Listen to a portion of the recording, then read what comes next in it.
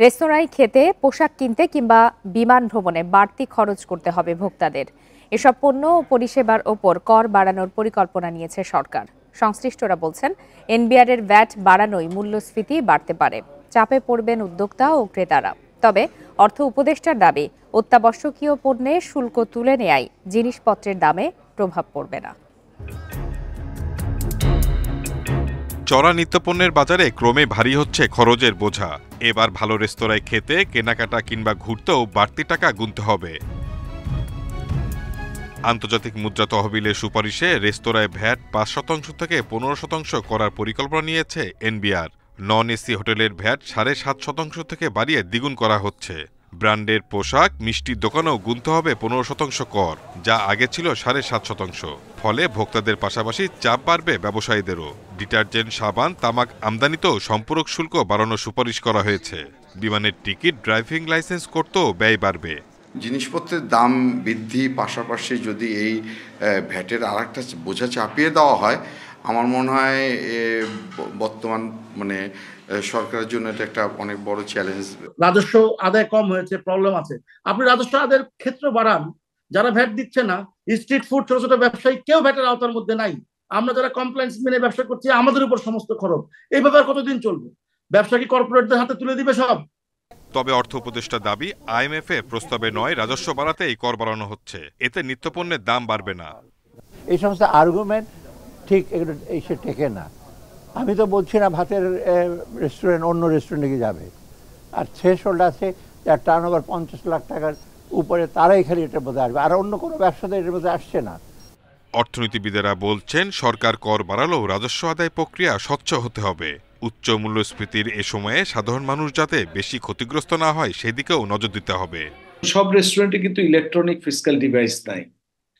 যদি electronic fiscal device থাকে, অটোমেশনের আওতায় যদি না আনে, তাহলে এইটা সরকারের একচেকারে এই টাকাগুলো পৌঁছবে কিনা সেটা নিয়ে অনেক সময় কিন্তু প্রশ্ন থাকে, যে জনগণ ভ্যাট দিচ্ছে কিন্তু সেই ভ্যাটটা সরকারি কোষাগারে যাচ্ছে কিনা, সেটাও কিন্তু প্যারালালি কাজ করতে হবে। আগামী কয়েকদিনের মধ্যে ৪৩ ধরনের পণ্য ও সেবায় ১৫% ভ্যাট আরোপের প্রজ্ঞাপন জারি হবে বলে জানিয়েছে NBR. Shahida Ahmed, independent News, Dhaka. দেশজুড়ে শেখ মুজিবুর রহমানের মুরাল ও ভাস্কর্য তৈরি করে সরকারি টাকা অপচয়ের অভিযোগ অনুসন্ধান শুরু করেছে দুর্নীতি দমন কমিশন দুদক। এছাড়া মুজিব কিল্লা নির্মাণ করে ২,০০০ কোটি টাকা তছরুপের অনুসন্ধানও করবে সংস্থাটি।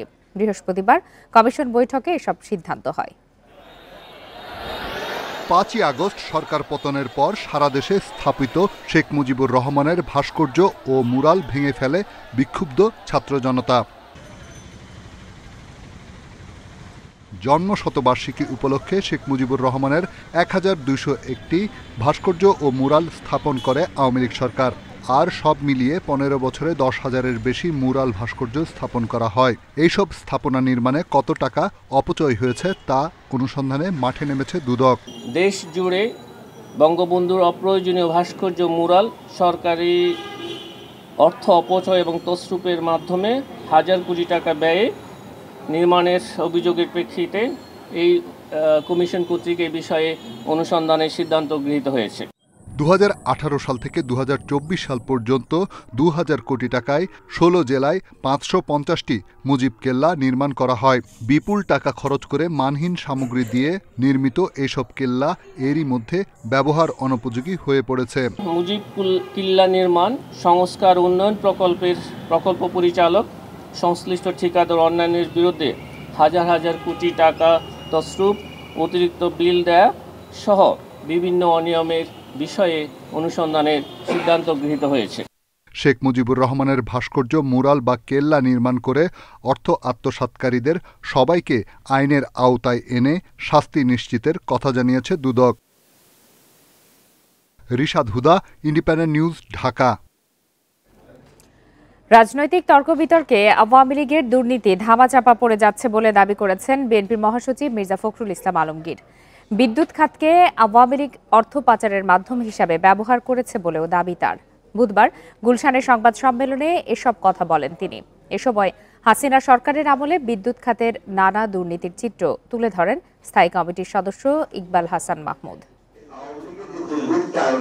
বিদ্যুৎ খাতের দুর্নীতি, অনিয়ম ও টাকা পাচারের ফিরিস্তি নিয়ে বৃহস্পতিবার গুলশানে দলের চেয়ারপারসনের কার্যালয়ে সংবাদ সম্মেলন করে বিএনপি। সংবাদ সম্মেলনের শুরুতেই আওয়ামী লীগ সরকারের দুর্নীতির নানা চিত্র তুলে ধরা হয়। বিএনপি মহাসচিব বলেন, আওয়ামী লীগের দুর্নীতি আর অনিয়ম আড়ালে চলে যাচ্ছে। ক্ষমতায় গেলে দুর্নীতিতে জড়িত সবার বিচার করা হবে বলেও জানান মির্জা ফখরুল। এরা এক ধরনের সুবিধা পেয়ে যাচ্ছে। এই কথাগুলো আমাদের বারবার বলা দরকার। এই কথাগুলো না বললে আপনার আওয়ামী লীগের যে দুর্বৃত্তায়ন এবং আওয়ামী লীগের ধ্বংস করে দিয়েছে দেশটাকে, এটাকে আমি আমার যে ভাষায় বলতে যে ফোকলা করে দিয়েছে, এটা কিন্তু মানুষ আস্তে আস্তে ভুলে যাবে। এই জন্য আমাদেরকে বারবার এটা বলা দরকার। পরে বিদ্যুতের দাম বাড়ানো, জনগণের কাছ থেকে সারচার্জের নামে টাকা কাটা সহ নানা অনিয়মের চিত্র তুলে ধরেন ইকবাল হাসান মাহমুদ টুকু।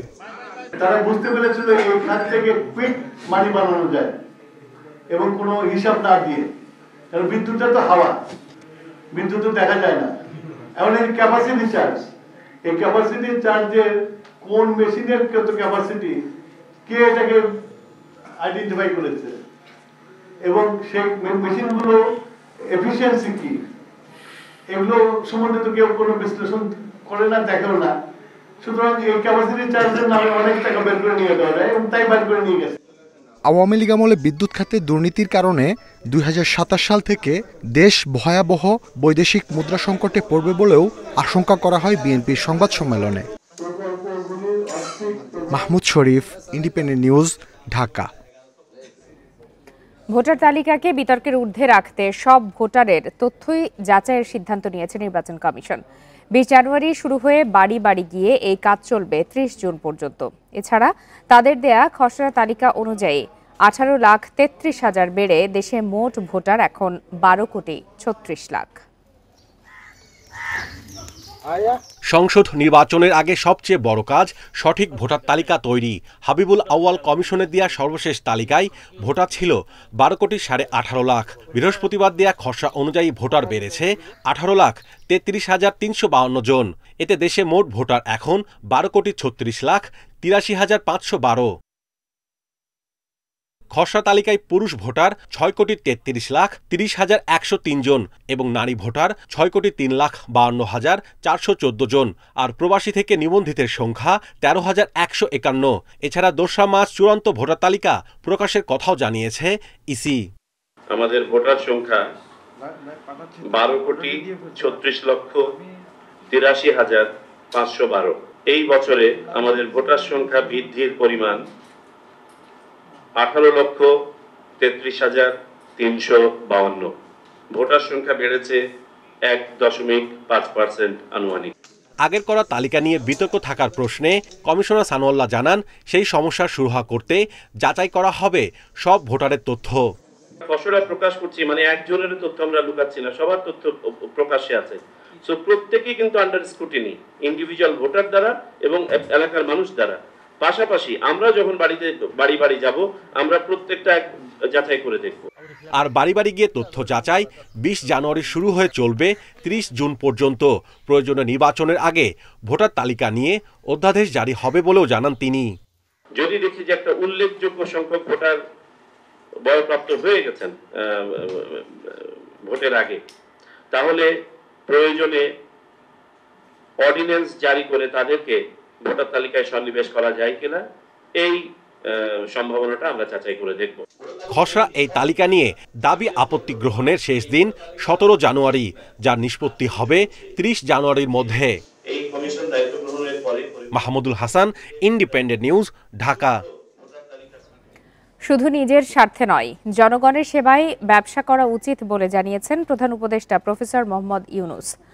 জাতীয় সমাজসেবা দিবস উপলক্ষে জাতীয় সংসদ ভবনের দক্ষিণ প্লাজায় আয়োজিত ওয়াকাথন অনুষ্ঠানে যোগ দিয়ে এ আহ্বান জানান তিনি। পরে প্রধান উপদেষ্টা মানুষের জন্য নিঃস্বার্থভাবে কাজ করার জন্য সবাইকে আহ্বান জানান। বলেন, ব্যক্তি পর্যায়ের শক্তি সরকারের তুলনায় অনেক বেশি, শুধু সরকারের ওপর সবকিছু চাপিয়ে দেয়া থেকে সরে আসতে হবে। জানান, সামাজিক সামষ্টিক দুঃখ দুর্দশা থেকে বের হয়ে দেশকে এগিয়ে নিতে অগ্রণী ভূমিকা রাখছে তরুণরা। একটা কিছু চিন্তা করে দেখেন, পরস্বার্থে ব্যবসা হয় কিনা। এটা কিন্তু নাই আমাদের প্রচলিত চিন্তার মধ্যে, আমাদের কাছে নাই। আমরা সেই কথাটাও মনে করিয়ে দিতে চাচ্ছি, নিঃস্বার্থে যেরকম ব্যবসা করা যায়, পরের স্বার্থেও ব্যবসা করা যায়। যে ব্যবসার থেকে আমি নিজে এক পয়সাও মুনাফা নেব না, যাবতীয় যা কিছু করছি পরের স্বার্থে করছি, এবং সেই টাকা যা রোজগার হবে সেই ব্যবসার মধ্যে থেকে যাবে, এতে আমি আনন্দ পাবো, মুনাফা করে যেরকম আনন্দ পাই। ঘন কুয়াশা ও দিনের তাপমাত্রা কমে যাওয়ায় বেড়েছে শীতের তীব্রতা। উত্তর পশ্চিম থেকে আসা কুয়াশা ছেয়ে আছে রাজধানী সহ উত্তর ও মধ্যাঞ্চলে। আবহাওয়া অধিদপ্তরের পূর্বাভাস, এমন পরিস্থিতি থাকতে পারে আরও কয়েকদিন। তবে এ মাসে মাঝারি থেকে তীব্র একাধিক শৈত্যপ্রবাহ বয়ে যেতে পারে সারা দেশে।